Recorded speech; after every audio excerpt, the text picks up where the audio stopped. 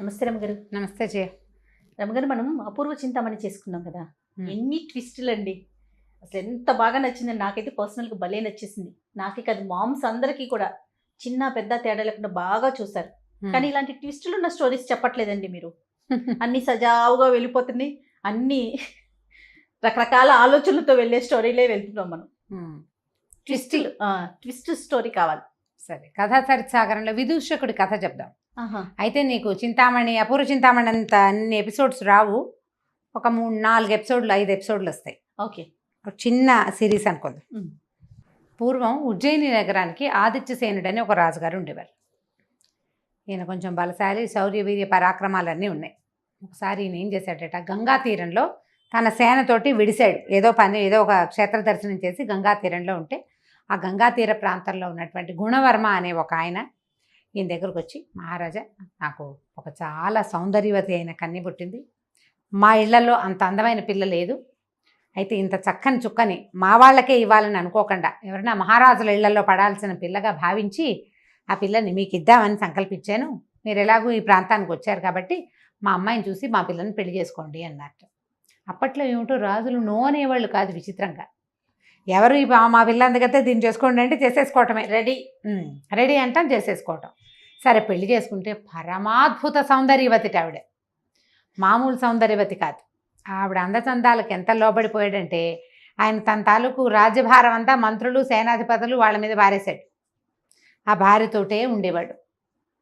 సరే, కొంతకాలానికి ఆయనకి ఒక చక్కని అల్లారు ముద్దుగా ఉన్నటువంటి ఒక చక్కటి పిల్ల పుట్టింది. చాలా ముచ్చటగా ఉంది పిల్ల. దాన్ని అలాగే అల్లారు ముద్దుగా పెంచుకున్నాడు ఈయన. పెంచి ఆ పాపకి తేజస్విని అని పేరు పెట్టాడు. మహా తేజస్వితగా ఉంటుంది పిల్ల, చాలా అందమైన పిల్ల.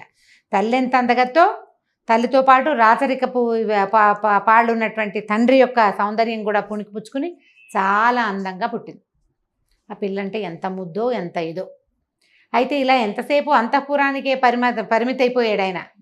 అంటే దాంట్లోనే ఉండిపోయాడు, అంతఃపురంలోనే ఉండిపోతున్నాడు. ఎక్కువగా ఇంకా అసలు వ్యవహారాల జోలికి వెళ్ళడు. మంత్రులు చూస్తారు, సైన్యాధిపతులు చూస్తారు. ఇలాగా దానికోసమే ఉండిపోయేసరికల్లా సామంతులు కొంతమంది తిరగబడి ఏం చేస్తారు, ఈ రాజ్యాన్ని సొంతం చేసుకోవడానికి ప్రయత్నం చేస్తారు.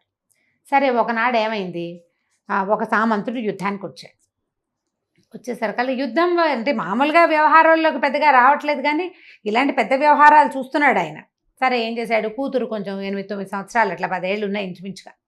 ఆ పిల్లని, అమ్మాయి నేను కూడా వస్తానంటే ఒక పీడి ఏనుగు, ఆడ ఏనుగు మీద అమ్మాయిని కూర్చోబెట్టాడు. అంబారీలో చూస్తోందనమాట, యుద్ధం చూడడానికి వచ్చింది.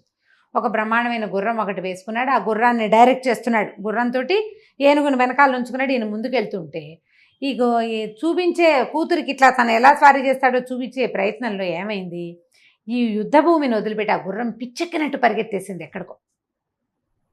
రాజుగారు మాయమైపోయేసరికల్లా ఈ సైనికులంతా కలవలబడ్డారు. దాంతో ఒక టెన్షన్ పుట్టేసింది, రాజుకి ఏదో అయిపోయిందని. ఆ టెన్షన్ తోటి ఏం చేశారు, విపరీతంగా యుద్ధం చేశారు, సామంతుడిని తరిమి కొట్టేశారు. కానీ రాజు మాత్రం ఎక్కడికి వెళ్ళిపోయాడో వాళ్ళకి తెలియలే. ఆ గుర్రం వెర్రెక్కినట్టు వెళ్ళిపోయింది ఇటో. పిల్ల ఏడ్చేస్తోంది, తండ్రి పారిపోతున్నాడు, ఎక్కడికో వెళ్ళిపోతున్నాడు. పారిపోవడం కదా, అది వెళ్ళిపోయాడు అంతే. ఆ గుర్రానికి ఒక రకమైన తిక్క పుట్టేసింది అనమాట. దానికి ఆ తిక్క పుట్టడానికి కారణం ఏంటంటే పక్కన ఏనుగు మీద కూర్చుంది కదా రాజకుమార్తె. ఆ ఏనుగు ఘీంకరించేసరికి దాని చెవిలో మోగింది. అది దానికి తిక్క పుట్టింది దానికి. ఇక వీళ్ళంతా ఉన్న వాళ్ళంతా సైన్యం అంతా అలా వెనక్కి వచ్చేసింది. పిల్లని చూసుకున్నారు, బాగానే జాగ్రత్తగా ఇంటికి తెచ్చేశారు లోపలికి అంతఃపురంలోకి. ఇక ఆ పిల్ల ఏడవటం మొదలుపెట్టింది, మా నాన్నో అని. దాని జ్వరం వచ్చేసింది అది చిన్నపిల్లకి. రాజుగారు అయిపోవజాలేడు. ఆ గుర్రం పరిగెత్తి అర్ధరాత్రి వేళకు ఒక అడవిలో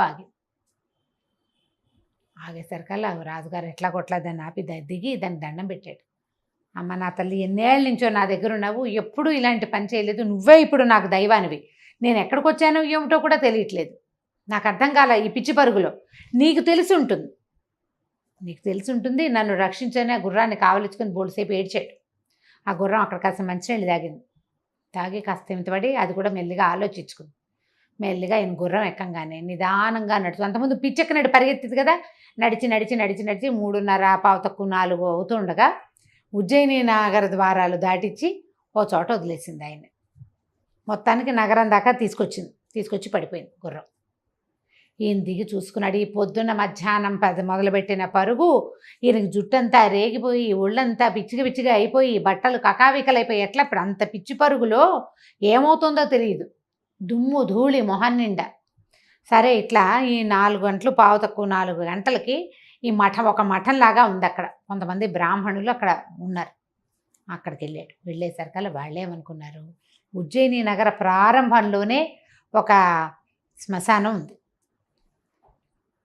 శ్మశానాన్ని దాటాకే నగర ద్వారాన్ని ఆనుకునే మఠం. అయితే ఈ ద్వారము సేనా పరిరక్షితంగా లేదు. సైన్యం గనక ఉండి సైనికులు ఉంటే రాజును గుర్తుపట్టేవాళ్ళు, గుర్రాన్నైనా గుర్తుపడతారు కదా. కనీసం ఎవ్వరూ లేరు. పొద్దునైన యుద్ధం గోలలో ఈ దారి వాళ్ళు వదిలిపెట్టేశారు. వాళ్ళు వదిలేశారు. ఎవ్వరూ లేరు అక్కడ. ఉంటే బాగుండేది ఆయన సంగతి. ఈ మఠం దగ్గరికి వెళ్ళాడు. వెళ్ళేసరికి అలా బయట కొంతమంది బ్రాహ్మణులు నిద్రపోతున్న వాళ్ళు ఉన్నారు, కొంతమంది లేచున్నారు. ఈ వస్తున్నటువంటి రాజుని, ఆయన బట్టలు, ఆయన రేగిపోయిన జుట్టు, ఆయన మొహం చూసి భేతాళుడో ఎవరన్నా భూతావిష్టుడో లేచి శ్మశానం నుంచి వచ్చేస్తున్నట్టు భావించారు. అరిచర్చి కేకలు పెట్టేశారు.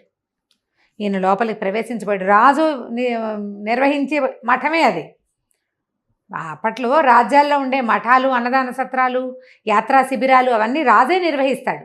రాజుకే ప్రవేశం దొరకల అక్కడ. వాళ్ళందరూ అరిచి కేకలు పెట్టారు, పో అన్నారు, మంత్రోచ్చాటం చేశారు. కొంతమంది నీళ్ళు తెచ్చి చల్లారు, గంగాజలం చల్లారు ఈయన మీద. ఈయన ఏం చెప్పబోయినా వాళ్ళ గోలలో వాళ్ళు వినిపించుకోవాలి. అయితే ఈ బ్రాహ్మణ సమాజంలో ఒక యువకుడైన బ్రాహ్మణుడు ఒక అతను ఉన్నాడు, విదూషకుడు అతని పేరు. అతనికి ఒక అగ్ని మంత్రం ఉంది. ఆ మంత్రం పునశ్చరణ కొన్ని లక్షలు చేసేసరికి అతనికి అగ్నిదేవుడు ఒక ఖడ్గాన్ని ప్రసాదించాడు. ఎప్పుడు కావాలంటే అప్పుడు ఆ ఖడ్గం అతని చేతిలోకి వస్తుంది. ధైర్యశాలి, అతనికి భయం లేదు. అగ్నిదేవుడు సాక్షాత్కారం లభించిన వాడికి ఏం భయం ఉంటుంది. అతని బ్రాహ్మణులందరినీ కసిరేశాడు. ఉండండి, ఏమిటో మీరు ఆగండి అని.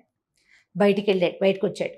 వచ్చి ఈ బయట నిలబడి ఉన్నటువంటి రాజునయ్యా తమరెవరు ఏమిటంటే, ఆయన నేను ఆదిత్యసేనుణ్ణి, ఇవాళ పొద్దున జరిగిన యుద్ధంలో పంచకళ్యాణి నన్ను అక్కడికి తీసుకెళ్ళిపోయింది, ఇప్పుడు తీసుకొచ్చింది వెనక్కి, నేను రాజునున్నాడు అనేసరికల్లా ఇతను కాస్త పరిశీలించి రాచకళ కనపడుతోంది. ఆయన బట్టలు అవి ఇలా పిచ్చి పిచ్చిగా ఉన్నాయి, మొహం అంతా జుట్టు రేగిపోయి పిచ్చి మొహంలో ఉంది. కానీ సరే లోపలికి తీసుకుపోయాడు. తీసుకెళ్ళి ఆయనకి మొహం కాళ్ళు చేతులు కడిగిచ్చి ఏదో తినడానికి కొద్దిగా ద్రవ పదార్థం ఏదో తాగడానికే ఇచ్చి మజ్జిగ లాంటిది, పడుకోండి మహారాజా అని పక్కేసి పడుకోబెట్టాడు.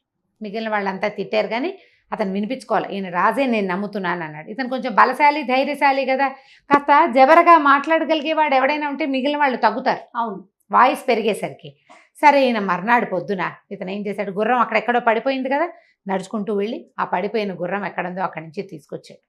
గుర్రాన్ని తీసుకొచ్చి దానికి కాస్త గడ్డి గాదం, కొంచెం తినడానికి ఉలవలు అవి పెట్టి, దాణా కాస్త పెట్టి, దాన్ని కొద్దిగా నిమిరి దాన్ని స్వస్థతపరిచి జీను అది రెడీ చేసి వాకిట్లో నుంచోబెట్టాడు.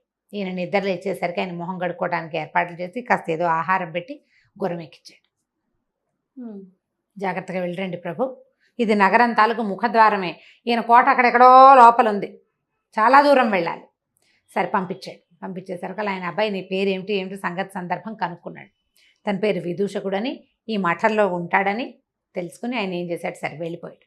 వెళ్ళాక ఏం చేశాడంటే కొద్ది రోజులు కాస్త సెటిల్ అయ్యాక వీళ్ళని పిలిపించి వీళ్ళకి ఈ మఠానికి విదూషకుడికి మొత్తానికి కలిపి ఒక 10 గ్రామాలు వీళ్ళ పేరు మీద రాశారు. రాసేసరికల్లా వీళ్ళంతా ఆనందపడిపోయారు. అక్కడున్న బ్రాహ్మలంతా, వాళ్ళంతా ఆ ఊరు నుంచి ఈ ఊరు నుంచి చేరి ఆ మఠంలో ఉంటున్న వాళ్ళు. కొందరికి కుటుంబాలునే, కొందరికి కుటుంబాలు లేవు. వాళ్ళందరూ కలిసి ఎంజాయ్ చేయడానికి 10 గ్రామాల సంబారాలు వాళ్ళకనమాట. దాంతో వీళ్ళల్లో వీళ్ళు చాలా కలహించుకునేవాళ్ళు, నేను గొప్ప అంటే నేను గొప్ప అనుకునేవాళ్ళు, కొట్టుకు చచ్చేవాళ్ళు. వాళ్ళ రాజుగారు వచ్చినప్పుడు మొదట నేనే గుర్తుపట్టాననేవాడు ఒకడు. ఇట్లా గందరగోళంగా ఉండేది. అప్పుడు ఒక నిష్ఠురొకడో ఏదో ఒక ఆయన వచ్చి అతను ఏమన్నాడంటే, మీరు కొన్నాళ్ళు పోయాక మీరంతా ఇక్కడ కొట్లాటలు వస్తాయి, కుక్కలు చింపిన విస్తరైపోతుంది మీ మఠం అంతాను, మీ పద్ధతులు ఏం బాగుండలేదు, మీరు అసలు మీలో ఒకడు ఎవడో ఒకడు ఒక ధైర్యశాలి ఒక సాహసికుడిని నాయకుడిగా పెట్టుకోండి. ఈ గుంపంతకి కలిపి మఠం వచ్చింది, ప్రతివాడు రాజే ఇక్కడ, అలా ఉండకూడదు కదా, ఒక నాయకుడు ఉండాలి, వాడి మాట వినాలంటే సరే ఎవరు మాలో సాహసికుడు, నాకు అంత ధైర్యం ఉందంటే అంత ఉంది, నాకు ఇంత ఉంటే ఇంత ఉంది చెప్పుకున్నారు.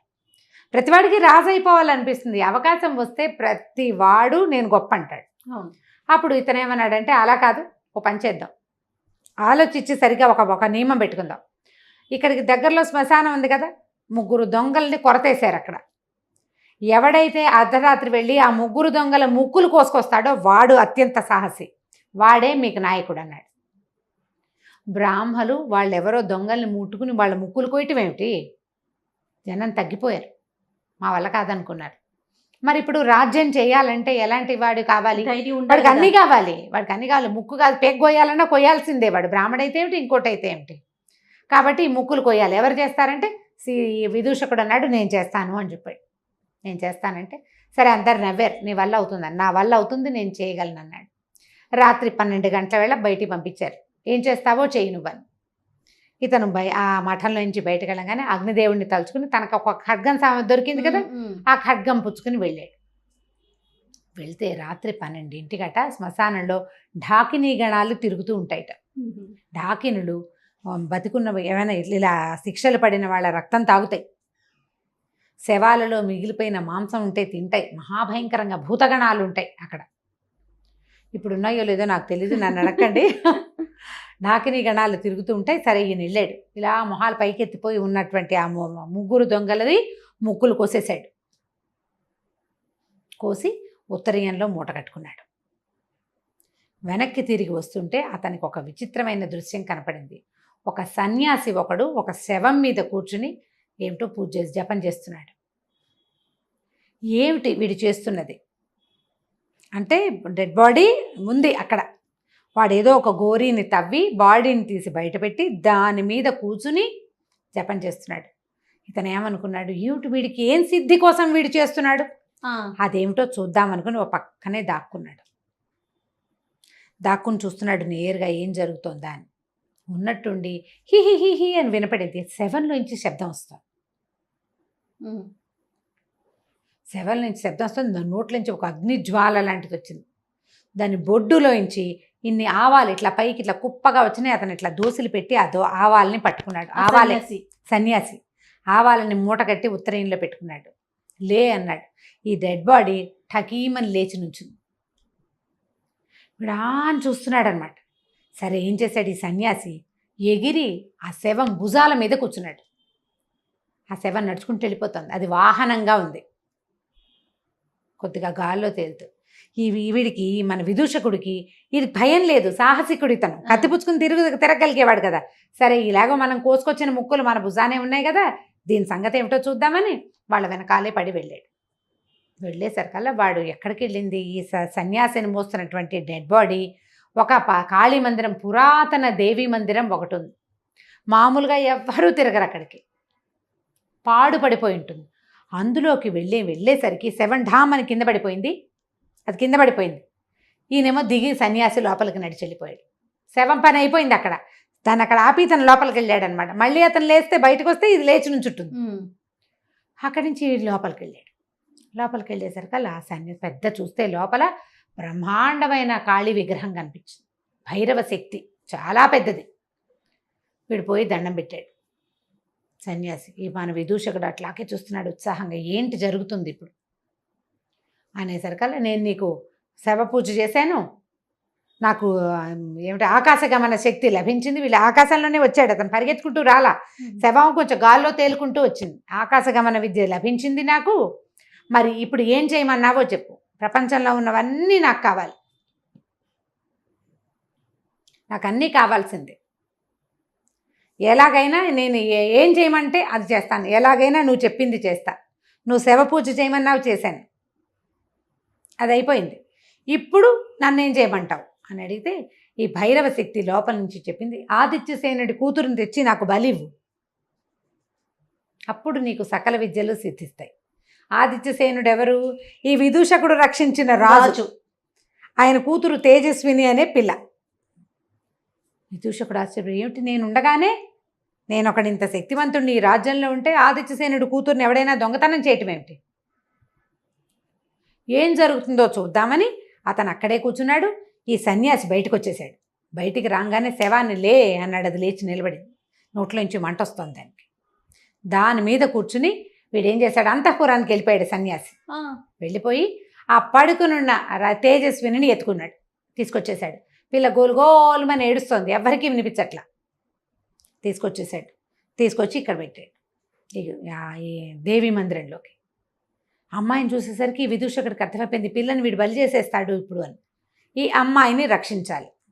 ఆ అమ్మాయికి ఒక 16 ఏళ్ళు ఉన్నాయి, 16 ఏళ్ళు, ఓ 16 ఏళ్ళు అంటే పెళ్ళిడికి వచ్చిన పిల్లే. ఆ పిల్లని తీసుకొచ్చేసాడు. తీసుకురాగానే మూల నుంచునున్నాడు విదూషకుడు. తీరా చూస్తే ఆ పిల్లని ఒక చోట కూర్చోబెట్టి అది ఏడ్చేస్తుంది మా నాన్న అమ్మ అనుకుంటూ. అర్ధరాత్రి మరి నిద్రలో తీసుకొచ్చాడు కదా.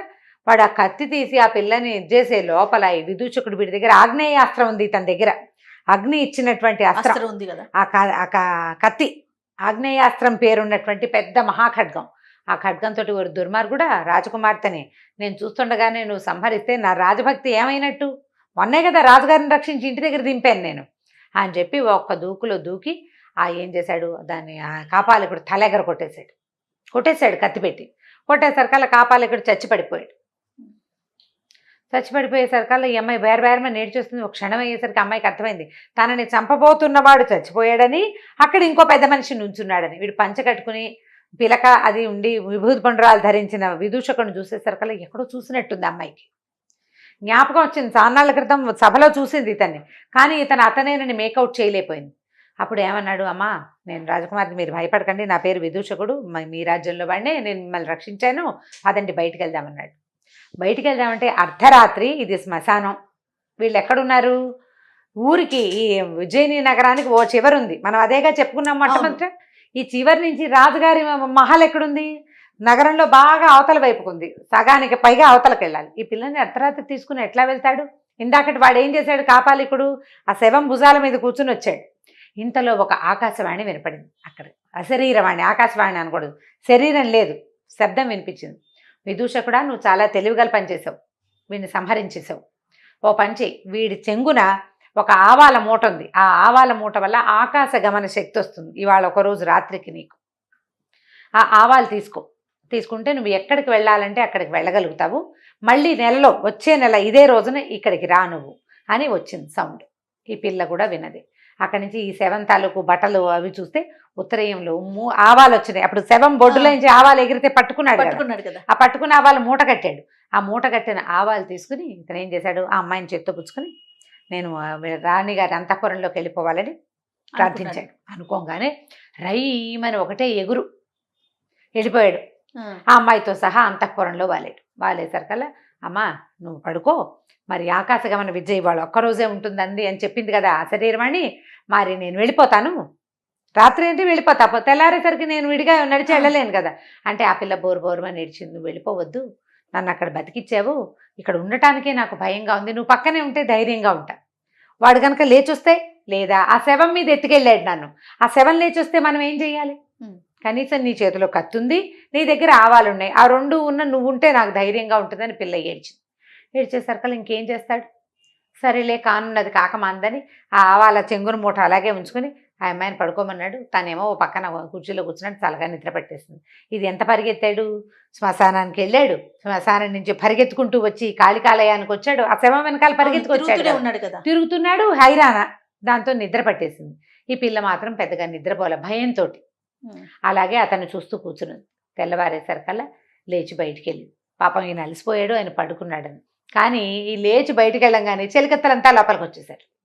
వచ్చి ఈ మంచానికి ఒక మంచం పక్కన ఏమన్నా కుర్చీలో ఇంచుమించు మంచంగో కోడికి ఆ వెనకాలన్న భాగానికి హెడ్ రెస్ట్కి తల అంచి నిద్రపోతున్న విదూషకుడు మగవాడిని అంతఃపురంలో చూసేసరికల్లా కేకలు పెట్టారు. వాళ్ళంతా కేకలు పెట్టారు. అంతఃపుర రక్షకులు వచ్చేసి ఈ విదూషకుని చేత పుచ్చుకుని పదండి ముందు రాజుగారి దగ్గరికి అన్నారు. అనేసరికల్లా ఈ అమ్మాయి కూడా వచ్చింది వెనకాల. విదూషకుడిని రాజు దగ్గర ప్రవేశపెట్టారు. ఎప్పుడైతే విదూషకుడు అని తెలుసుకున్నాడో ఇతని శక్తి ఏమిటో ఆయనకు తెలుసు. రాజుగారికి ఇంతకుముందు చూశాడు కదా తను, ఇతనికి ఆగ్నేయాస్త్రం ఉంది ఇతని దగ్గర, అది కూడా ఆయనకు తెలుసు. సరే ఏమిటినైనా ఏమిటి సంగతి, నువ్వు ఎట్లా వచ్చావు ఇక్కడికంటే, ప్రభు నిన్న ఇట్లా జరిగింది, మరి వాళ్ళేమో ముగ్గురు దొంగల ముక్కులు కోసుకురమన్నారు, ఇదిగోండి ఆ ముక్కులనే మూట వేడదీసి చూపించాడు. ముగ్గురు దొంగల ముక్కులు ఉన్నాయి అందులో. అక్కడి నుంచి ఇట్లా ఒక కాపాలికుడు, అక్కడ ఒక వ్యవహారం జరుగుతుంటే నేను అతని వెనకాల పరిగెత్తాను. వెళ్తే అతను ఒక ఆశ్రమం, ఒక కాళికాలయంలోకి చేరాడు. మరి ఒక శవం కూడా ఉంది అక్కడ. ఆ కాపాలికుడి శరీరం కూడా ఆ దేవాలయంలోనే ఉంది. కావాలంటే మీరు చూడొచ్చు, మీ అమ్మాయిని పిలిపించి అడగండి అన్నాడు. ఆ అమ్మాయి ఏం చెప్పింది, వాడెవడో ఒకడు వచ్చాడు, నన్ను ఎత్తుకొచ్చాడు, ఒక మనిషి మీద కూర్చుని వచ్చాడు, కానీ ఆ మనిషి మేము గుళ్ళోకి వెళ్ళేటప్పుడు వాడు కింద పడిపోయాడు, వాడు నోట్లోంచి మంటలు వస్తున్నాయి, ఆ అమ్మాయి చెప్పింది ఇతను చెప్పింది సేమ్గా ఉంది. అక్కడి నుంచి ఈయన ఏం చేశాడు, భటులందరినీ కొంతమందిని రప్పించి సర్వసైన్యాధిపతిని పిలిచి అక్కడ ఎక్కడికో వెళ్ళొద్దామని గుర్రాలు వేసుకుని అక్కడికి పోయారు. చూస్తే శ్మశానంలో 3 దొంగలకి ముక్కులు లేవు. 3 దొంగల శవాలు ఉన్నాయి. ముక్కులు పెట్టి చూశారు, వాళ్ళవే ముక్కులు ఒకటి. అక్కడి నుంచి ఇటు చూస్తే ఈ శ్మశానం బయట కొంత దూరంలో ఒక పాడు పడిపోయిన కాళికాదేవి గుడి ఉంది, చాలా పాతది. దాని బయట ఒక శవం పడుంది. అది ఆ ఊరి వాడే, ఆ పొద్దున మరణించిన వాడు. వాడు చుట్టాల పక్కాలంతా వచ్చారు. శవాన్ని ఎవరో గోరి తవ్వేశారు, బాడీ బయటకు వచ్చేస్తున్నారు. ఆ బాడీ మీదే వీడు వచ్చాడు కాపాలికుడు. అక్కడి నుంచి లోపలికి వెళ్ళి చూస్తే ఒక పురాతనమైన కాళికాలయం, అడేం గుడి, అమ్మవారు లేదు, ఏమీ లేదు. కానీ చచ్చి పడున్న కాపాలికుడి శవం కనపడింది అక్కడ. ఇవన్నీ చూసి ఈయన చాలా సంతోషించి, లేకపోతే ఒక్క దెబ్బలో ఈ పిల్ల కాస్త హతమైపోయేది అంతే. రాజుగారు ఏమన్నాడు, విదూషకుడిని చాలా మెచ్చుకుని, నాయన నువ్వు చాలా గొప్పవాడివి, నీ అంత మహాసత్వుడు నాకు అల్లుడు కావటం కంటే నాకేం కావాలి, మా పిల్లని పెళ్లి చేసుకో అని చెప్పేసి ఈ పిల్లని పెళ్లి చేసుకున్నారు. ఇంకా అక్కడ బ్రాహ్మణ సత్రంలో అయిన గొడవ అవన్నీ తెలుసుకున్నాడు ఆయన.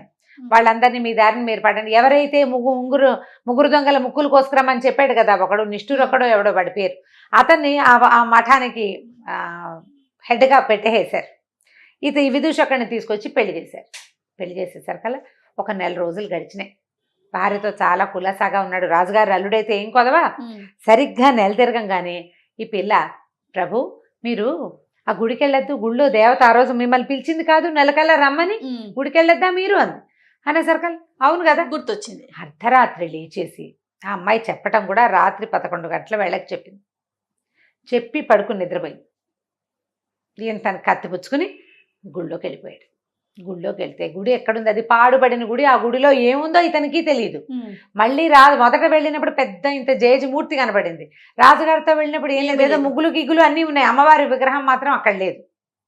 కాపాలికుడి శవం ఉంది. ఇప్పుడు వెళ్ళేసరికి అలా గుళ్ళోకి అడుగు పెడితే అది గుడి కాదు, ఏదో ఒక మహాహర్మ్యం లాగా ఉంది. లోపల ఒక అందమైన అమ్మాయి కూర్చుని ఆ అమ్మాయి ఏం చెప్పిందంటే, ఈయన ఏం చేశాడు, గుడి బయట నిలబడి, నేను విదూషకుడిని, నేను వచ్చాను, 1 నెల తర్వాత రమ్మన్నావు అంటే రా లోపలికి అని కేక వినపడింది. లోపలికి వెళ్తే అది ఒక హార్మ్యం లాగా ఉంది. లోపల ఒక అమ్మాయి కూర్చుని. ఆ అమ్మాయి ఏం చెప్పిందంటే, నేను విద్యాధర రాజైన విద్యాధర సేనుడి కూతుర్ని, నా పేరు భద్ర. నేను ఆ శ్మశానంలో ఇవి ఢాకినీ గడాలు ఉన్నాయి కదా, వాళ్ళని చూడ్డానికి వచ్చాను. నువ్వు ఎప్పుడైతే 3 దొంగల ముక్కులు కోసావో అప్పుడు నేను నీ వంకే చూస్తున్నాను, నువ్వు చాలా అందంగా ఉన్నావు, నువ్వు నాకు నచ్చావు. ఆ తర్వాత నువ్వు కాపాలికుడిని వెనకాల తిరిగావు, అక్కడి నుంచి ఇక్కడికి వచ్చావు, నేను నిన్ను వెంబడించి ఇక్కడికి వచ్చేసా. వచ్చిన తర్వాత నాకు తెలిసింది నువ్వెంత శక్తిమంతుడివో, నీ దగ్గర ఎలాంటి మంత్రశక్తి ఉందో తెలిసింది. అందుకనే నేను ఆ అశరీరవాణిని నేనే ఆ ఆవాలు తీసుకోమని నీకు ఆజ్ఞ ఇచ్చాను. నిజానికి ఆవాల్లో ఏమీ లేదు, ఆ శక్తి నాది, నీ ఆకాశగమన విద్య నాది. నేను వచ్చాను నీతో పాటు అక్కడికి, నీకు కనపడకుండా. 1 నెల తర్వాత రమ్మని నేనే నీకు చెప్పించాను. నాకు తెలుసు రాజకుమార్తెను పెళ్లి చేసుకుంటావని. 1 నెల రోజులు నువ్వు ఆ భార్యతో గడిపి తర్వాత నా దగ్గరకు వస్తామని ప్లాన్డ్గా చెప్పాను నీకు. ఆ అమ్మాయిని ఆవేశించి ఇవాళ ఇక్కడికి రావాలని గుర్తు చేసింది కూడా నేనే. నేను నిన్ను ప్రేమించాను, నాతో ఉండిపోవాలి. ఈయన రాజకుమార్తెని రాజుగారిని అన్నీ వదిలిపెట్టేశాడు. విద్యాధర కన్నా తిరిగితే ఇక రాజుగారి కూతురు ఎందుకు, ఉంది పెళ్ళాం ఉండి అని చెప్పి ఈ అమ్మాయితోటి ఉండిపోయాడు. కొన్ని రోజులు గడిచిపోయినాయి. అక్కడ రాణిగారి యువరాణి తెల్లవారి నిద్రలేచి భర్తేటి చూసుకుంది. మా ఆయనేడి ఏడవటం మొదలుపెట్టి. రాజుగారు రాణిగారు అంతా ఏమైపోయాడు, రాత్రి 11 గంటలకి తాంబూలాలు ఇచ్చారు. తర్వాత ఏమైందో తెలీదు. అప్పుడు ఈ అమ్మాయి గుర్తు చేసుకుని, కాదండి గుళ్ళోకి వెళ్ళుంటాడు, ఆ గుడికి నేను చెప్పానంటలా. ఆ పిల్ల గుర్తులేదు, నేనే గుళ్ళోకి వెళ్ళాలని గుర్తు చేశానని గుర్తులేదు. ఏడ్చేడ్చి శోకాలు పెట్టాక ఇతనికి తల్లిదండ్రి లేరు, చుట్టాలు పక్కా లేరు, ఎవరింటికి వెళ్ళాడు, ఏమయ్యాడు అని ఓ ప్రశ్నలు వచ్చాక తట్టింది. అవాళ్ళండి నన్ను కాపాలికుడు చంపైపోయిన రోజున ఆ గుళ్ళో శక్తి జేజీ 1 నెల తర్వాత రమ్మంది, ఓవేళ ఆ గుళ్ళోకి వెళ్ళాడేమో నాన్నగారండి అంది. అనగానే వీళ్ళంతా పొలోమని గుళ్ళోకి వెళ్తే అదొక పాడుపడిన దేవళం. అవాళ్ళు ఏం చూసారో ఇప్పుడు కూడా అక్కడ అదే ఉంది, ఏమీ లేదు. నిజానికి ఆ గుళ్ళోనే ఉన్నాడు విదూషకుడు. ఆ లోపల ఒక హర్మ్యం లాంటిది, అదంతా మాయ మహత్యాల్లో ఉందన్నమాట. అతను అక్కడ ఉన్నా కూడా వీళ్ళకి కనపడలా. అయితే ఏమైంది, ఈ రాజుగారు అంతా వెతికిస్తున్నాడు, అన్ని బ్రాహ్మణ అగ్రహారాలు ఆ ఊళ్ళు ఈ ఊళ్ళు వెతికేస్తున్నారు, చెరువులు దొరువులు వెతుక్కుంటుంటే ఒక యోగి ఒక ఆయన దీనికి వచ్చాడు సభకి. వచ్చినప్పుడు ఆయన యువరాణిని చూసి, అమ్మాయి నువ్వేం బెంగపెడకు, మీ ఆయన మంచి ఏమంటారంటే దివ్యోత్తేజాన్ని పొందుతున్న దశలో ఉన్నాడు, ఇప్పుడు తిరిగి వస్తాడు, తిరిగి రాడేమో అని భయపడబోక నువ్వు. ఆయన చాలా దివ్య వైభవాన్ని పొందుతున్న పరిస్థితుల్లో ఉన్నాడు అతని జాతకం ప్రకారం. నీ జాతకం ప్రకారం కూడా కొద్ది రోజులు నీతో భర్త ఉండడు, కానీ అతను బతికే ఉన్నాడు, తిరిగి వస్తాడు, నువ్వు కంగారు పడద్దన్నారు. అనేసరికి సరే అమ్మాయి కాస్త ఏడుస్తున్నా, భర్త లేడని మూసుకున్నప్పటికీ నిదానిచ్చింది, ఏడుపు తగ్గించుకుంది. ఈ భద్రతో ఉన్నాడు కదా, ఈ భద్ర ఇతను కొన్నాళ్ల పాటు బాగా ఎంజాయ్ చేశారు, హాయిగా ఉన్నారు వాళ్ళిద్దరే. ఒకనాడు ఈ భద్రకి ఒక స్నేహితురాలు ఉంది, యోగేశ్వరిని. ఆవిడొచ్చి ఏం చెప్పిందంటే, నువ్వు విద్యాధర కన్యవయ్యి ఇలాగా ఈ మానవుడితో జతకట్టామని వాళ్ళందరూ నీ మీద కోపంగా ఉన్నారు, నిన్ను శిక్షించడానికి వచ్చేస్తున్నారు, పారిపో ఇక్కడి నుంచి. ఎలా పారిపోవాలి? ఇక్కడి నుంచి తూర్పు వైపున కార్కోటకం అనే ఒక నగరం ఉంది, అది దాటాక సీతద అనే ఒక నది ఉంది. ఆ నది దాటిన తర్వాత ఉండిన పర్వతం, ఒక సిద్ధపర్వతం ఒకటి ఉంది అక్కడ, సీతోద అనే నది, దాని తర్వాత ఒక సిద్ధపర్వతం. ఆ పర్వతం మీదకి విద్యాధరులు రారు, నువ్వు ఇమీడియట్గా అక్కడికి పారిపో, తలదాచుకో, వీళ్ళు రారు, నువ్వు వెళ్ళి ఉండగలుగుతావు, స్త్రీవి, నువ్వు మానవుడితో జతకట్టున్నావు కాబట్టి. మగవాళ్ళు రాలేరు, నిన్ను శిక్షించలేరు. మరి ఇప్పుడు నేను వీడినేం చేయను అని వాడు ఏడ్చింది. నేను ఇతను వదిలిపెట్టలేంటే ఏం పర్వాలేదు, ఇతను మహాసత్వుడు, తన దగ్గర ఆగ్నేయాస్త్రం ఉంది, పైగా అసలు వెరుపు లేదు, ఇతనికి విషయం కొద్దిగా చెప్పి నువ్వు ఇక్కడి నుంచి లేచక్క పారిపో ఇక్కడి నుంచి, వాళ్ళు వచ్చే లోపల అని చెప్పి వెళ్ళిపోయింది. ఈ భద్ర కాస్త ఏడ్చి దుఃఖించి మొత్తానికి ఆ భర్తకి తన ఈ విదూషకుడికి చెప్పిందనమాట, నేను కార్కోటక నగరం ఉంది, దాని తర్వాత నది ఉంది, ఆ తర్వాత విద్యాధర సిద్ధపర్వతం ఒకటి ఉంది, విద్యాధరులు రారు, నేను అక్కడికి వెళ్ళిపోతున్నాను, నువ్వు అక్కడికి రా, ఈ ఉంగరం ఉంచుకో అని ఒక ఉంగరం వేలికి పెట్టింది. డింగమని మాయమైపోయింది. ఈయనకి తెలిసింది తను ఎక్కడున్నాడు. అమ్మాయి మాయమైపోగానే ఆమె పెట్టినటువంటి ఆకాశ హర్మ్యం ఉంది చూడు లోపల, మాయ హర్మ్యం కూడా మాయమైపోయింది. ఈయన పాడుపడిన కాళికాలయంలో కూర్చుని ఉన్నాడు. హడిలిపోయాడు, ఏమిటి నేను ఇక్కడికి ఎందుకు వచ్చాను అని. కానీ అతనికి ఏమనిపిస్తోంది, ఒక కళలాగా తను ఇక్కడికి వచ్చినట్టు, ఇక్కడ ఒక విద్యాధర కన్యక మహాసౌందర్యవతి ఉన్నట్టు, తను దాంతోటే చాలా కాలం గడిపినట్టు జ్ఞాపకం ఉంది, కళ లాగా అనిపిస్తోంది. వేలికేమో ఉంగరం ఉంది, అంటే ఇదంతా నిజం. అయ్యో నాకు ఆ కళ్ళలో చూస్తున్న స్త్రీయే కావాలని ఉంది. ఎలా అక్కడికి వెళ్తాం? సరే ఆవిడేదో చెప్పింది కదా, ఎక్కడికో వెళ్తున్నానని చెప్పింది, అక్కడ సిద్ధాశ్రమంలో సిద్ధపర్వతం మీద ఉంటుంది, అక్కడికి వెళ్ళాలి. సరే ఏం చేశాడంటే నిదానంగా బయటకు వచ్చాడు. వస్తూ ఏం చేశాడు, అక్కడ పూజా సామాగ్రి ఏవో ముగ్గులేసి చెత్తగా ఉంది కదా, అదంతా ఒంటి నిండా పుచ్చుకున్నాడు, బట్టలు చించేసుకున్నాడు. చించుకుని బయటకు వచ్చాడు. భద్ర అని అరుస్తూ బయటకు వచ్చేసరికల్లా ఆ చుట్టుపక్కల ప్రాంతంలో ఉన్న ప్రజలంతా రాజుగారు అల్లుడు విదూషకుడి కోసం వెతుకుంటున్నారు కదా, వచ్చాడు విదూషకుడు దొరికాడు అన్నారు. తీసుకుపోయి రాజుగారి ఆస్థానంలో అప్పచెప్పారు. ఈయన భద్ర అంటాడు, బట్టలు ఉంచుకోడు, చింపేసుకుంటాడు, ఏది కనపడితే అది ఒంటికి పూసేసుకుంటాడు, భద్ర అంటుంటాడు. ఏమండు, ఏమీ మాట్లాడు. వచ్చాడు కదా భర్త, ఈవిడేం చేసింది, శుభ్రంగా రాజకుమార్తె స్నానం అది చక్కగా చేయించి భోజనం పెట్టపోతే సగం భోజనం తిన్నాడు. అక్కడి నుంచి లేచేళ్ళు అక్కడ ఏదో బూడిద ఉంటే పొయ్యిలో బూడిదంతా పూసేసుకుంటాడు ఒంటికి.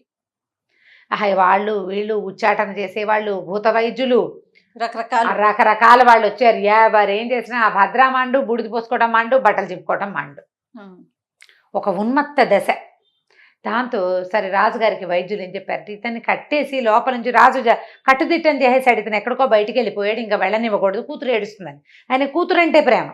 ఇవి వచ్చిన వైద్యులు ఏం చెప్పారంటే, వదిలి పెట్టేయండి, ఇతన్ని మెల్లిగా సెట్ అవుతాడు, ఏదో చూశాడో ఏదో విన్నాడో, ఎందుకంటే నిన్నటిదాకా తెలివైన వాడు, ఆగ్నేయాస్త్రం ఉంది ఇతనికి, అగ్ని ఉపాసకుడు, ఏదో జరిగి ఇలా అయ్యాడు, వదిలిపెడితే అతనంతటా అతనే సెట్ అవుతాడంటే. సరే కూతురికి కూడా చెప్పాడు, అమ్మాయి ఏదో వేళకు వస్తే అన్నం పెట్టమ్మా, బట్టలు చింపుకున్నాడులే, బూడిద పూసుకున్నాడులే, నార్మల్ అవ్వలేదు, నువ్వు ఏడబాక, ఎలాగో చెప్పాడు మనకి యోగి, ఇతను నార్మల్ అవుతాడని, వదిలిపెట్టు, ప్రశాంతంగా ఉండు, కట్టుదిట్టం చేయొద్దు, బయటికి పోనీ, కాస్త అటు ఇటు తిరిగి వస్తే ఏం తొక్కాడో ఇవన్నీ వచ్చినాయి, ఇంకోటి ఏదైనా తొక్కి సరే అవుతాడని కూతురికి నచ్చ చెప్పాడు.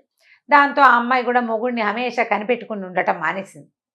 వేళకి ఏదో భోజనం, మంచినీళ్ళు, పాలు, నీళ్లు చూస్తూ ఉండేది, కాస్త అటు ఇటు తిరుగుతున్నాడు. వదిలేశారు. వదిలేయంగానే ఈయన దొరికిందే ఛాన్స్ అని ఈ ఉంగరం సరి చేసుకుని భద్రా నడుచుకుంటూ బయటకు వచ్చేసాడు. తిరిగి వస్తారు, 2-3 సార్లు బయటకు వచ్చి తిరిగి వచ్చాడు. నమ్మారు వాళ్ళు, తిరిగి నమ్మించేశాడు. ఓ 4-5 రోజుల తర్వాత తనంతట తను బయలుదేరి వెళ్ళిపోయాడు బయటికి. తూర్పు కనుమలు దాటాక అక్కడ ఏదో ఒక కార్కోటక నగరం ఉంది, అది దాటి ఇంకా వెళ్ళాలి ముందుకి. సరే ఏం చేశాడు, బయలుదేరి ఆ పక్కకి వెళ్ళిపోవటం మొదలుపెట్టాడు. ప్రయాణం చేస్తూ వెళ్ళి మధ్యలో ఒక ఊర్లో ఆగాడు. ప్రతి చోట అతనికి రకరకాల కథలు మధ్యలో నడుస్తాయన్నమాట. ఈ కొత్తగా వెళ్ళిన నగరంలో ఏమైందట, ఒక పూటకోళ్ళమ్మ ఇంట్లో చేరాడు. రాజుగారు అల్లుడు కాబట్టి కొంచెం ఆభరణాలు ఉన్నాయి.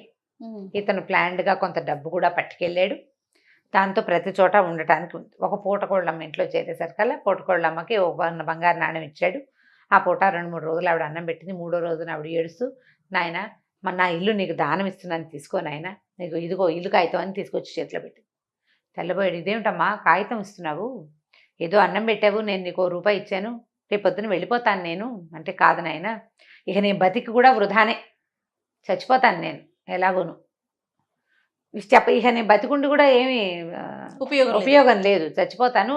చచ్చిపోయే ముందు ఒక సద్బ్రాహ్మణుడికి, ఒక ఉత్తమ వ్యక్తికి నా ఆస్తి పాస్తి ఇల్లు వాకిలు ఇచ్చేస్తే సరిపోతుందని అనిపించింది అనేసరికల్లా, నీకు అంత కష్టం ఏమొచ్చింది, ఏమిటి నీ బాధ ఏమిటమ్మా అని అడిగాడు. అడిగేసరికల్లా ఏం చెప్పాను ఆయన, ఈ ఊరు రాజుగారు, ఆయన పేరు దేవవర్మ ఏదో రాజుగారు, ఆయన చాలా కాలం దుఃఖించి పిల్లలు లేరని ఏడవగా ఆయనకు ఒక కూతురు పుట్టింది, సర్వాంగ సుందరి, దుఃఖలబ్ధిక అమ్మాయి పేరు, దుఃఖం వల్ల పొందిన పుత్రిక కాబట్టి ఆ పేరు పెట్టారు.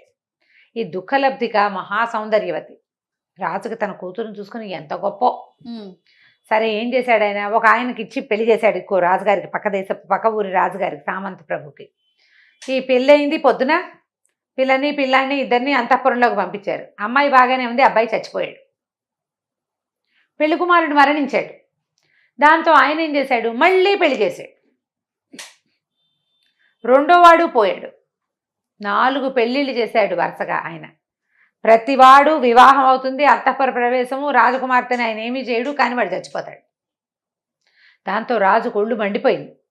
ఎంతమంది చస్తారో చూస్తాను, ఈ ఊళ్ళో ఉన్నటువంటి బ్రాహ్మణ క్షత్రియ యువకులందరినీ ఒక్కొక్కడితో నా కూతురికి పెళ్లి చేయి, ఏ కారణం చేత చస్తున్నారో మనకు తెలియాలి, ఎవడో ఒకడు అడ్డం పడేవాడు ఒకడు గనక దొరుకుతాడు, కాబట్టి ఇట్లా ప్రయత్నించమన్నాడు. ఒక్కొక్క కుటుంబం నుంచి ఒక్కొక్క యువకుని పట్టుకుపోయారు నాయన. ఈ ఊళ్ళో సగం మంది క్షత్రియ కుమారులు బ్రాహ్మణ కుమారులు మరణించారు. నా కర్మ కొద్దీ ఇవాళ మా ఇంటికి వచ్చింది ఆ వాట. నా కొడుకు రాజకుమారికి భర్త కాబోతున్నాడు రేపొద్దున. ఇక భర్త ఏమీ లేదు, అంతఃపురంలోకి పంపేటమే, వివాహం లేదు, ఆవిడ అంతఃపురంలో ఉంటుంది, డైరెక్ట్ అంతఃపురంలోకి పంపేస్తారు. తెల్లారేసరికి వాడు చచ్చిపడి ఉంటాడు అక్కడ, వాడు చచ్చిపోతాడు. నా కొడుకు ఎలాగూ చచ్చిపోతాడు, ఒక్క పిల్లాడు, నేను బతికుంటే ఏం చేస్తాను నాయన అనేసరికల్లా ఏదో ఉంది ఇక్కడ, ఎవరో ఈ అంతఃపురంలో వెళ్ళిన వాళ్ళని చంపేస్తున్నారు. రాజకుమార్తె చూస్తే సౌందర్యవతి, ఈ ఊళ్ళోనే పుట్టి పెరిగింది, ఆవిడదేం లేదు, ఆవిడ లబోదిబ్బమని ఏడుస్తుంది. నాకొద్దు నాన్న, ఇలా నా కోసం ఎవరిని చంపద్దు నాన్న అని అమ్మాయి ఏడుస్తోంది. తండ్రి వింటల్లా. పిల్ల మంచిదే, ఏదో జరుగుతోంది. సరే ఏమన్నాడమ్మా, అన్నం పెట్టావు 3 రోజుల నుంచి, నీ రుణం తీర్చుకుంటా నేను, నాకేమన్నా అవుతుందని నువ్వు బెంగ పెట్టుకోవద్దు, నీ కుమారుడి ప్రాణాలకి నా ప్రాణం అడ్డేస్తా, వాడిని పంపద్దు, నేను వెళ్తాను అన్నాడు. నేనే నీ కొడుకునని చెప్పు, నేను వెళ్తా అన్నాడు. కొద్దిగా భయపడింది, కానీ ఇతని సత్వము, అతని ధైర్యము, ఆ మాటల్లో ఉన్న తెంపరితనము అవి చూసేసరికి ఒప్పుకుంది సరేనా. సరే రాజకుమార్తె అంతఃపురానికి బయలుదేరాడు విదూషకుడు. పౌండ్రపట్టణం అనే చోటకి వెళ్ళాడు. పూటకోళ్ళమ్మ ఇంటికి వెళ్ళాడు. పూటకోళ్ళమ్మ ఇంటికి వెళ్ళాడు. ఆవిడేమో నా ఆస్తంతా నీకు ఇచ్చేస్తాను, ఏమిటంటే రాజుగారి కూతురు సంగతి చెప్పింది. ఏమన్నాడంటే, నీ కొడుకు బదులు బకాసురుడి దగ్గరికి భీమసేనుడి వెళ్ళినట్టుగా నేను వెళ్తానమ్మా అని చెప్పాడు. వెళ్ళాక ఏమైందో చూడాలి ఇప్పుడు మనం. సరే విదూషకుడు ఏం చేశాడు, సాయంకాలం చీకటి పడింది, శుభ్రంగా పూటకోళ్ళమ్మ పాలు పెరుగు పోసి అన్నం పెట్టింది, తిన్నాడు, వెళ్ళాడు. వెళ్తే లోపలికి వస్తుంటే అందరు చూస్తున్నారు, పాపం ఎంత బాగున్నాడు, మరి చక్కగా ఉన్నాడు అనుకున్నాడు. లోపలికి పోయాక ఆ రాజకుమార్తె బికమొహం వేసుకుని చూసింది, ఏం చేసి చచ్చిపోవడానికి వచ్చినట్టే కదా, అయ్యో ఎంత బాగున్నాడు, వీడన్నా బతికితే వీడితో కాపురం ఉంటుంది కదా నాకు అని అనుకుని బాధపడుతుంది. అమ్మ మీ దారి మీరు పడుకోండి, నేను చూస్తానన్నాడు. రాజకుమార్తె వెళ్ళి పడుకుంది. ఈయన ఏం చేశాడు, గదిలో ఒక పక్కన కూర్చుని ఉన్నాడు. ఒక మూల అగ్నిని తలుచుకుని ఆగ్నేయమైనటువంటి ఖడ్గాన్ని తెచ్చారు. తలుచుకోగానే చేతిలోకి వస్తుందన్నమాట. ఆ ఖడ్గాన్ని ధరించి ఒక మూల కూర్చున్నాడు. అర్ధరాత్రి అయిపోయింది. ఎవరు వస్తున్నారు అయితే దీనికి ఏం డౌటు, ఏదైనా సర్పమో ఏదైనా పురుగో ఏదో వస్తోందని అనుకుంటున్నారు. సర్పము పురుగు రాలా. కాసేపటి అయ్యాక ధన అడుగుల చప్పుడు వినపడింది. ఈ ఒక పెద్ద పెద్ద బ్రహ్మాండమైన పర్సనాలిటీ ఉన్న ఒక రాక్షసుడు వచ్చాడు అంతఃపుర ముఖద్వారంలోకి, ఆ గదిలోకి, ఆ గది తాలూకు ముఖద్వారంలోకి. అక్కడి నుంచి 2 చేతులు చాప, ఒక చెయ్యి ఇట్లా ఒక చెయ్యే చేతులు చాపాడు లోపలికి. చెయ్యి చాపి ఇట్లా అంటున్నాడు. అంటే ఎవరో దొరికితే దొరికిన వాడిని పట్టుకుంటారనమాట, ఈ రాజకుమార్తెతో పాటు ఉన్నవాడిని. ఈయన ఏం చేశాడు, వెంటనే ఆ కత్తి తీసి, ఓ దుర్మార్గుడా, నువ్వే వచ్చిన ఈ ఊళ్ళోకి, ఈ అంతఃపురంలోకి వచ్చిన మగవాళ్ళందరినీ తినేస్తున్నట్టున్నావు, నీ సంగతి చెప్తానుండని ఈ కత్తి పెట్టి ఒక్క వేటేశాడు. చెయ్యి తెగిపోయింది. ఇక్కడ దాకా చెయ్యి లోపల చాపాడు కదా, దెబ్బదాకా తెగిపోయి చెయ్యి అట పడిపోయింది. పడిపోయేసరికి రాక్షసుడు గగ్గోలు పెడుతూ పరిగెత్తుకుంటూ వెళ్ళిపోయాడు. అంతఃపురంలో ఎవరు కదలిక లేరు. ఈయన హాయిగా అయిపోయిందిగా. ఈ రాక్షసుడు చెయ్యి ఎలా పడిందంటే సరిగ్గా ఆ ద్వారానికి అడ్డంగా పడింది, ఇంకోళ్ళు ఎవరు లోపలికి రానివ్వకుండా. ఈయన ఖడ్గాని పక్కకు పెట్టుకుని శుభ్రంగా తను కూడా ఒక తివాసి చూసుకుని పడుకుని నిద్రపోయాడు. ఇంకెవరు రారు, వీడే ప్రతిసారి వస్తుంది. తెల్లవారేసరికల్లా గంటలు మోగాయి. ఇంకేముంది, శవమే, వాడు ఉండడు, చచ్చిపడి ఉంటాడని అనుకున్నారు. తీరా చూస్తే ఈయన చక్కగా హాయిగా పడుకుని నిద్రపోతున్నాడు. రాజకుమార్తె పడుకుంది. ఆవిడ లేచి చూసింది. అంతా వీళ్ళంతా వచ్చారు బయట నుంచి, పని వాళ్ళు వస్తారు కదా, అంతఃపుర సైనికులు, రక్షకులు, ఈ అమ్మాయిని సేవించేటువంటి సేవకురాళ్ళు, రాజుగారు, మంత్రి గారు, సైన్యాధిపతి, సమస్తమైన జనాభా వచ్చి చూసేసరికల్లా కళకళ్ళాడుతూ నుంచుని ఉన్నాడు విదూషకుడు. ఆశ్చర్యపోయారు. ఆ రాక్షసుడి చెయ్యి లోపల కనపడింది. నాయన, ఎవరు మహానుభావుడివి, నువ్వు ఎక్కడి నుంచి వచ్చావు ఏమిటి అంటే ఈ విషయం వ్యవహారం అంతా చెప్పాడు. మా అమ్మాయిని వివాహం చేసుకో, ఇక్కడే ఉండన్నారు వాడు. కొద్ది రోజులు ఉన్నాడు అక్కడ, వివాహం చేసుకున్నాడు. మరి ఎవరి వల్ల అమ్మాయి రక్షించబడుతుందో ఆ పిల్ల నా దుఃఖలబ్ధికని అతనికే ఇవ్వాలి. కొద్ది రోజులుండి నేను వేరే వ్యవహారం మీద వెళ్తున్నానని చెప్పేశాడు. చెప్పి బయలుదేరాక ఏమైంది, ఈసారి ఏమైందంటే ఒక ఓడ వర్తకుడితోటి అంటే సముద్రం మీద ప్రయాణాలు చేసే ఒక వర్తకుడితోటి స్నేహం అయింది. ఇతనికి కార్కోటక నగరం, అక్కడికి వెళ్ళాలి ఈయన. సరే, ఈ వర్తకుడితో స్నేహం అయితే ఆ వర్తకుడు నేను ఆడ సముద్రం మీద వెళ్తానంటే రాజుగారితో చెప్పాడు, నేను మళ్ళీ వస్తానండి, ఇప్పుడే నేను ఇక్కడ ఉండటం నాకు కుదరదు, వేరే వ్యవహారం మీద వెళ్తున్నానని చెప్పి ఆ వర్తకుడితో కలిసి బయలుదేరితే సముద్రంలోకి వెళ్ళింది పడవ. చాలా దూరం, రోజులు గడిచిపోతున్నాయి. ఒక రోజులో జరగల ఇదంతా, నెలలు గడిచిపోయినాయి. ఈయన భద్ర కోసం వెళ్తున్నాడు. ఈ దారిలో ఏమైంది, సముద్రంలో పడవ ఉన్నట్టుండి ఆగిపోయింది. అది చిన్న పడవ అని చెప్తున్నాం కానీ కాదు, నౌక. అది చాలా పెద్దది, చాలామంది జనాభా ఉన్నారు. ఇక ఏం చేసినా ఆ పడవ కదలపోయేసరికల్లా ఆయన ఏమన్నాడు, ఆ ఓడ వర్తకుడు, ఎవరైతే ఈ ఓడని కదుపుతారో వాళ్ళకి నా సంపదలో సగం ఇచ్చి నా పిల్లనిచ్చి పెళ్లి చేస్తానన్నాడు. అనేసరికల్లా మన సత్వశీలుడు కదా ఇతను, విదూషకుడు చాలా మహాసత్వుడు. తను ఏమన్నాడు, నేను చూస్తాను, అసలు ఇక్కడ ఏముందో నేను చూస్తానని చెప్పి ఏం చేశాడు, ఆ సముద్రంలోకి ఆగ్నేయాస్త్రాన్ని పట్టుకుని దూకేసరికల్లా కిందకి వెళ్ళేసరికి అతనికి ఏం కనపడిందంటే ఒక మహాకాయుడైన ఒక రాక్షసుడు నిద్రపోతున్నాడు. ఆ నిద్రకి అతని పిక్కకి ఈ పడవ తాలూకు కింద భాగం ఉంటుంది కదా, ఈ మట్టిని కదుపుతూ నడిచేది, అది పట్టేసుకుంది. వీళ్ళు ఎంత ప్రయత్నం చేసినా పిక్క, అతను ఎంత మహాకాయుడు, ఈ ఓడకి కనీసం 20 ఇంతలు ఉన్నాడు. ఇతను ఏం చేశాడంటే ఈ ఆగ్నేయ కత్తి ఉంది కదా, దాంతో ఆ పిక్కని తెగ నరికేసేసరికి పడవ కదిలితే వెళ్ళే ముందు ఏం చెప్పాడు, ఇతనికి ఎట్లా వేశారు వీళ్ళని సముద్రంలోకి వెళ్ళటానికి, నడువుకి తాడేసి వదిలిపెట్టారు సినిమాటిక్గా. ఆ కింద పని అయ్యాక అతని పైకి లాగాలి. వాళ్ళకి చెప్పాడు, నేను కేక పెడతాను, పడవ కదలంగానే నన్ను లాగండి అన్నాడు. అనేసరికల్లా సరే అందరు ఒప్పుకున్నారు. మరి పైన ఉన్నారు కదా, ఇదే ఒక సినిమాలో చూశారు, జ్ఞాపకం చేసుకోండి. ఆ సినిమాలో ఐడియా వాళ్ళ సొంత ఐడియా కాదు, కాసిం ఇలాంటి కథల్లోది, ఇది కథా సరిసాగరంలో కథ. సరే, కిందకేశారు, తాళ్ళు పట్టుకుని ఉంచుకున్నారు కదా, పైనుంచి పట్టుకున్నారు, అతని కాళ్ళు పట్టుకుని కిందకి వదిలిపెట్టారు. తలకిందులుగా వచ్చాడు కిందకి. నరికేం కానీ పడవ కదిలింది. నావ కదలంగానే వాళ్ళు ఏం చేశారు, అది నా వర్తకుడు కనిపించింది, ఈ బాపడు వీడెవడికో నా పిల్లని నేను ఎందుకు ఇవ్వాలి, పడవ ఎలాగూ కదిలిపోయింది, వీడు కొత్తగా స్నేహం పోనివ్వమని ఏం చేశాడంటే తాళ్ళు నరికించేశాడు. అయ్యో. ఈ తలకిందులుగా ఉన్న విదూషకుడు పెళ్ళమని నీళ్ళలోకి పడిపోయాడు పూర్తిగా. ఇప్పుడు పైనుండి ఆసరా పట్టుకుని ఉన్న దారి వేరు, ఆసరా కోసం కానీ వదిలిపోయారు. అంతకుముందు వాళ్ళు ఆపి పట్టుకున్నారు, ఇప్పుడు పట్టు లేదు, పడిపోయాడు కిందకి. పడిపోగానే ఏం చేశాడంటే ఇక అర్థమైంది ఇతనికి, వాళ్ళు మోసం చేశారు. కానీ ఏ రాక్షసుడి పిక్కనైతే తను నరికాడో ఆ పిక్కని ఆసరా చేసుకుని, అది ఒక దీనిలాగా, పిక్క అంటే కింద భాగం, మోకాలు కింద నుంచి పాదం దాకా ఉండేది కదా, దాన్ని ఆసరా చేసుకుని సముద్రంలో ఈదటం మొదలుపెట్టాడు. ఏదో ఒకటి కావాలిగా, సముద్రాన్ని ఈదుతూ ఒక పక్కకి ప్రయాణం, సముద్రం ఏ పక్కకి తీసుకెళ్తే ఆ పక్కకి. అట్లా ప్రయాణం చేసుకుంటూ వెళ్ళాడు. ఒక నది, ఒక తీరానికి చేరాడు. సముద్రమే ఒక తీరానికి చేరేసరికి ఒక అశరీరమణి వినపడింది. భళా విదూషక, నువ్వు చాలా గొప్ప సమర్థుడివి, మహాసత్తుడివి, నేను నీ ఆరాధ్యతమైనటువంటి అగ్నిహోత్రుణ్ణి. ఇక్కడి నుంచి, ఇది దిగంబర దేశం, ఇక్కడి నుంచి 7 రోజుల్లో నువ్వు కార్కోటక నగరానికి చేరతావు. అక్కడ దాకా నీకు ఆకలి దప్పులు లేకుండా వరం ఇస్తున్నాను. కార్కోటక నగరం వెళ్ళాక అక్కడ నీ యొక్క మనసు తీరుతుంది. నువ్వు చాలా సమర్థుడివి, నువ్వు ఇలాగే నీ పనులు చేసుకుంటూ ఉండమని ఆజ్ఞ వినపడింది అశరీరవాణి. ఆ తర్వాత అతను అక్కడి నుంచి 7 రోజులు ప్రయాణం చేసి ఆ కార్కోటకం అనే నగరానికి చేరాడు. అది చాలా గొప్ప అద్భుతమైన నగరం. ఎంత బాగుందో. అక్కడ ఆ రాజువారు, ఆ ఊరి రాజుగారు కట్టినటువంటి ఒక బంగారు దేవాలయం ఉందట. ఆ దేవాలయానికి వెళ్ళాడు. మంచి రూపాలు లావణ్యమైన వాడు కదా, అందమైన వాడు. అక్కడున్న బ్రాహ్మణ సమాజం అతన్ని బాగా ఆదరించింది, భోజనాలు పెట్టారు, చక్కగా దేవాలయం అంతా చూశాడు, చుట్టుపక్కల ఊరంతా చూశాడు. అక్కడి నుంచి ప్రయాణించాలి తను. అయితే ఏమైందంటే, ఈ బ్రాహ్మణ సమాజం వాళ్ళతో కబుర్లు చెప్పుకుంటున్నాడు. తను ఏ ఊరు, ఎక్కడి నుంచి వచ్చాడు, తర్వాత జరిగిన సంగతులు చెప్పుకుంటారు కదా. రాజుగారిది ఒక ఇది వినపడింది. ఏమిటి, రేపు ఉదయం ఎవరైనా సరే కుమారుడు, క్షత్రియుడు కానీ బ్రాహ్మణుడు కానీ రాజకుమార్తెని వివాహం చేసుకోవాలని కోరుతున్నట్లయితే వాళ్ళు ఈ రాత్రికి రాజకుమారి అంతఃపురంలో నిద్ర చేయాలో అని. ఈయన తెలివిగలవాడు, ముందే సత్వుడు, ప్రధానంగా ఇలాంటి ఏమైనా ఛాలెంజెస్ ఉంటే ఉత్సాహంగా ఉంటుంది.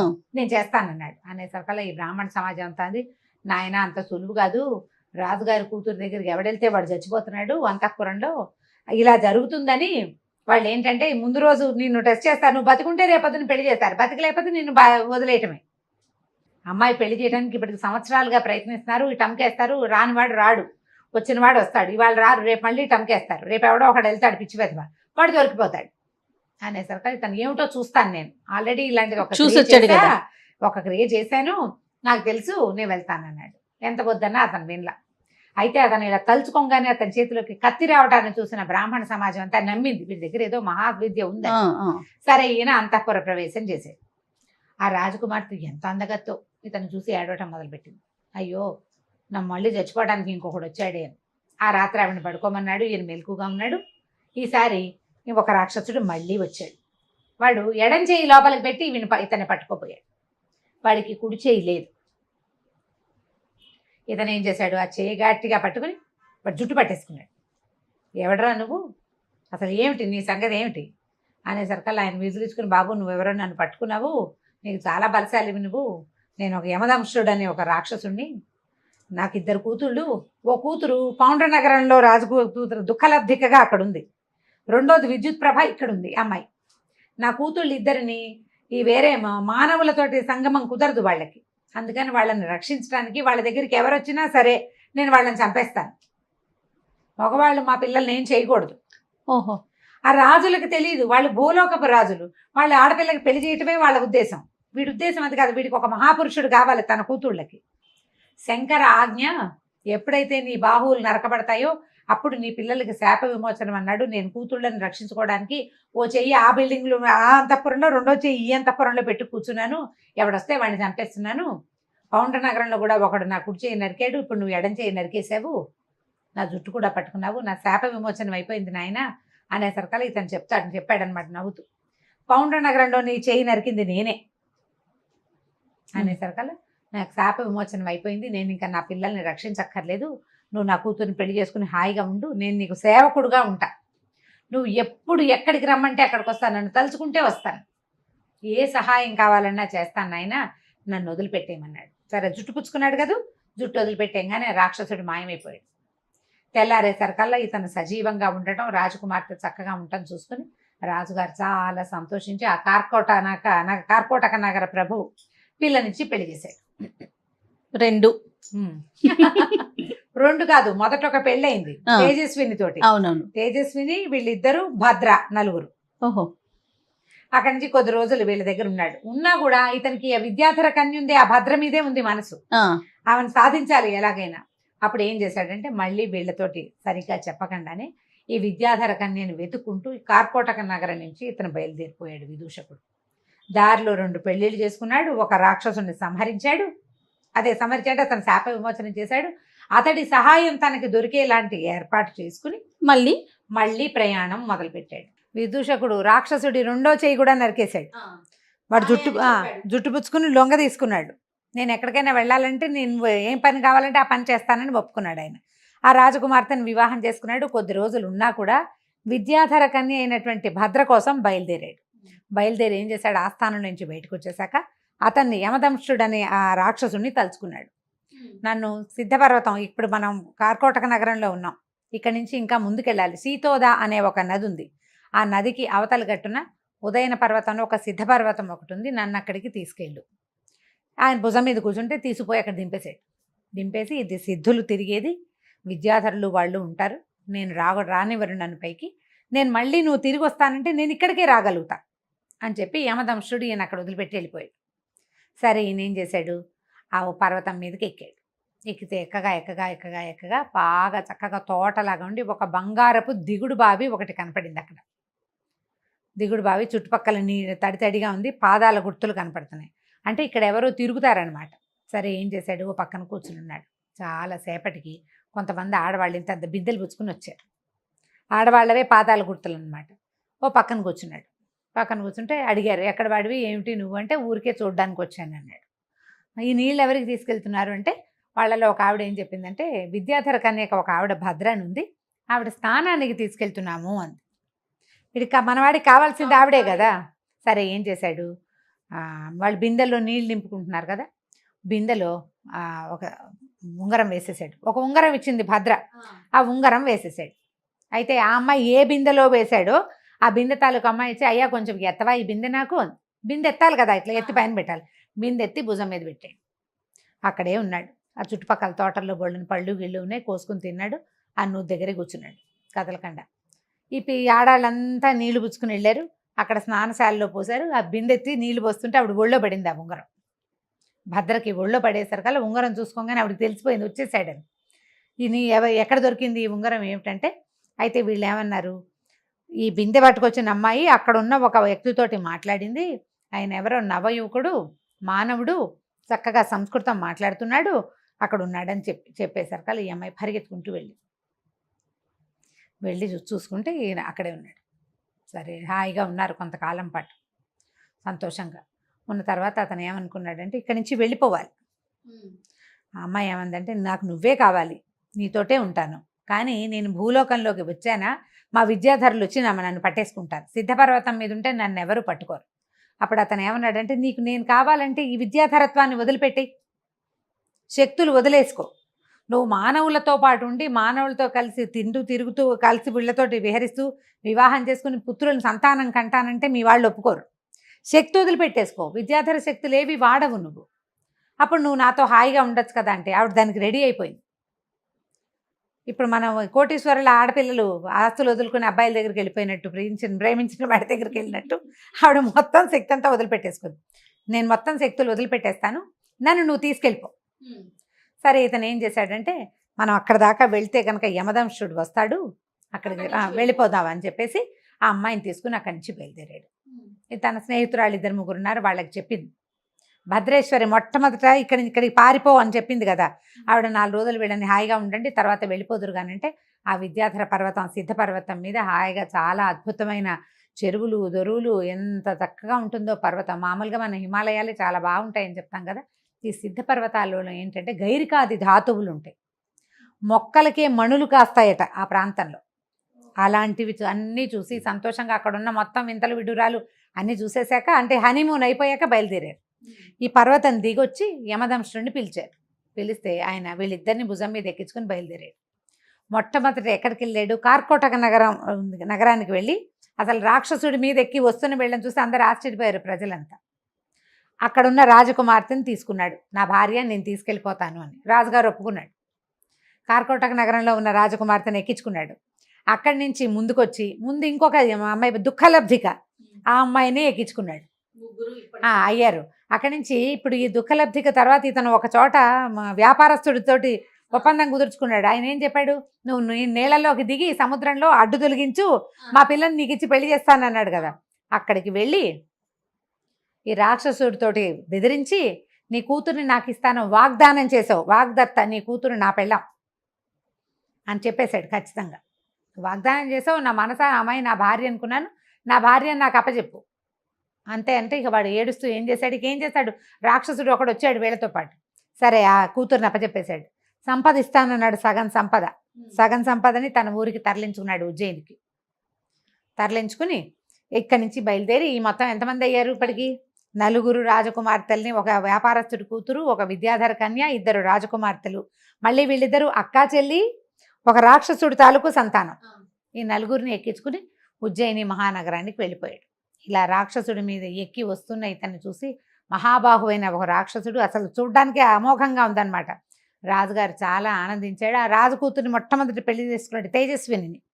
అప్పుడు ఉజ్జయిని మహానగరానికి రాజుగా తీసుకున్నారు అతన్ని. మరి రాజుగారికి ఒకటే కూతురు ఉంది. ఈ 5 రాజకన్యలతోటి హాయిగా ఆనందంగా కాలక్షేపం చేశాడు. మహాసత్వం ఉన్నవాడు ఏదైనా చేయగలుగుతాడు. సత్వవంతులకి అడ్డే లేదు. సత్వవంతులకు అడ్డే లేదని ఇలాగ 5 పెళ్ళిళ్ళు చేసుకోమని చెప్పడం లేదు. ఏ పనైనా సాహసోపేతంగా. అప్పుడు అసలు పెద్ద ఆవిడ ఒప్పుకోవాలి కదా రెండో పెళ్లికి. తేజస్విని ఒప్పుకుంది. ఇంతమంది భార్యల్ని అతను తెస్తే మా నాన్న రాజ్యం, నీ పెళ్ళాలందరినీ మా రాజ్యంలో ఎందుకు కూర్చోబెడతావు అనలేదు. దక్షిణ నాయకులు అంటారు ఇట్లా ఎక్కువ మంది భార్యలు ఉండే రాజుల్ని. దక్షిణ నాయక లక్షణాలు చెప్తారు కదా, నాయక లక్షణాలు చెప్తారు. అందులో దక్షిణ నాయకుడు అంటే 4-5 భార్యలు అంటే 4-5 సాటిస్ఫై చేస్తూ బాగా చూసుకునేవాడు అనమాట. ఈయన హాయిగా 5 భార్యలతోటి ఉజ్జయిని నగరాన్ని పరిపాలించాడు విదూషకుడు అనే బ్రాహ్మణుడు. కథ కంచికి మనం ఇంటికి ఎన్ని ట్విస్ట్లు అయినాయి. అదే ఈ భాగం కొంచెం చిన్నదే, మొత్తం భాగాలన్నీ కలిపి ఓ ఫుల్ భాగంగా కూడా వేస్తే అందరూ హ్యాపీగా చూసిస్తారు. తప్పకుండా జయ. నమస్తే.